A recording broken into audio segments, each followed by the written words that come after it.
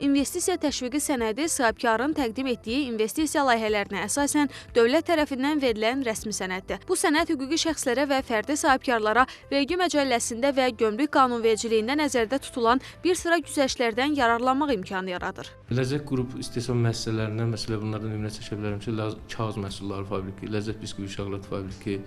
Bu müəssisə yenidən qurulan zaman biz təşviqə müraciət elədik və bu necə bir şəkildə yararlandıq. Avadanlıqların ixrac rüsumundan ədəbiyyatdan azad olmasına yanaşı, müəssisə öz iqtisadi fəaliyyəti zamanı öz mənfəətinin 7 il müddətinə 50% azad olmasına yanaşı, əmlak vergisindən də 50% azad olmadan yararlanırıq.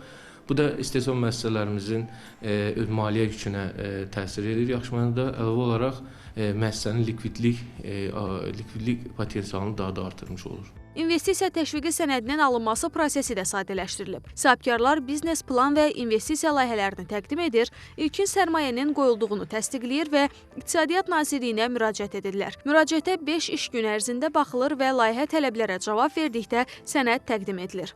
Bu ilin sentyabr ayında bizə 2 milyon üstünlüklərində istehsalın genişləndirilməsi məqsədi ilə kredit ayrılmışdır. Bu kreditin ayrılması bizim müəssisənin genişlənməsi üçün çox böyük zəmin yaradır.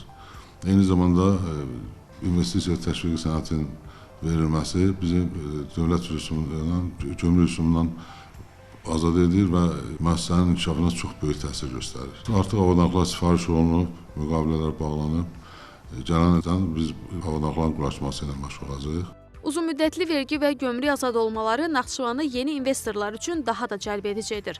Xüsusilə sənaye, emal, qida istehsalı, tikinti materialları və texnoloji sahələrdə sərmayənin artacağı, regionda məşğulluq səviyyəsinin daha da yüksələcəyi proqnozlaşdırılır. Samiq Nuriyev, Tərlan İbrahimova, Asil Fədəliyev, NTV Xəbər.